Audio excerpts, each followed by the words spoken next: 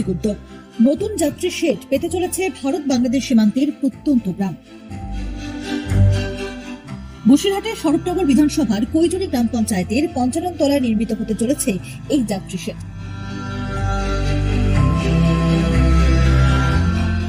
এলাকাবাসীর দীর্ঘদিনের দাবি ছিল একটি স্থায়ী যাত্রী শেডের।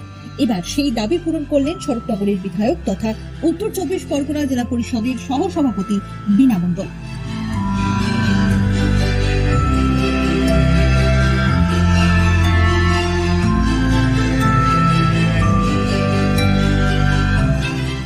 পঞ্চাননতলা এলাকাটি সীমান্তবর্তী হওয়ায় প্রতিদিনই বহু মানুষকে বিভিন্ন প্রয়োজনে যাতায়াত করতে হয়।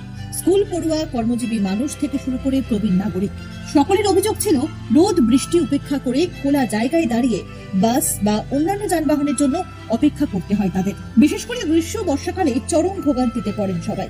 সে কারণে বহুদিন ধরেই একটি স্থায়ী যাত্রী শেডের দাবি জানিয়ে আসছিলেন গ্রামবাসীরা। শেষ পর্যন্ত সেই দাবি পূরণ করলেন বিধায়ক বীণা মণ্ডল। বিধায়ক তহবিল থেকে এই শেড নির্মাণের জন্য ২০ লক্ষ টাকা বরাদ্দ করা হয়েছে বলে খবর। বিধায়ক বীণা মণ্ডল এই প্রসঙ্গে বলেন, সীমান্ত এলাকার মানুষ দীর্ঘদিন ধরে অবহেলিত থেকেছেন। ন্যূনতম পরিকাঠামোর অভাবে তাদের দৈনন্দিন জীবনে নানা সমস্যার মুখে পড়তে হতো। সাধারণ মানুষের এই জরুরি চাহিদাকে গুরুত্ব দিয়ে যাত্রী শেড নির্মাণের সিদ্ধান্ত নেওয়া হয়েছে। সীমান্ত এলাকার বাসিন্দাদের যাতায়াত যাতে আরো নিরাপদ আর স্বস্তিদায়ক হয়, সে লক্ষ্যেই এই প্রকল্প।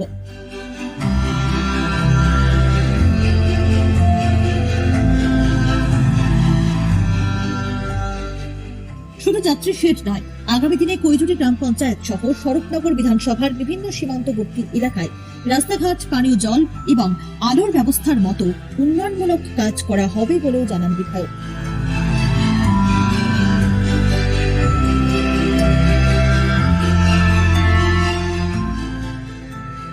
রবিবার গুরুত্বপূর্ণ এই পরিকাঠামো প্রকল্পের শিলান্যাস করলেন বিধায়ক। অনুষ্ঠানে উপস্থিত ছিলেন স্থায়ী জনপ্রতিনিধি, পঞ্চায়েত সদস্য এবং এলাকার বাসিন্দারা। দীর্ঘদিন দাবি পূরণ হওয়ায় খুশি স্থানীয় মানুষজন।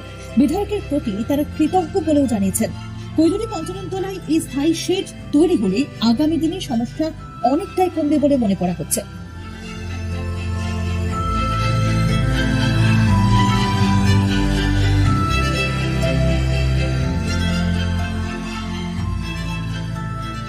আরো লেটেস্ট খবরের আপডেট পেতে ফলো করুন রাতদিন.in।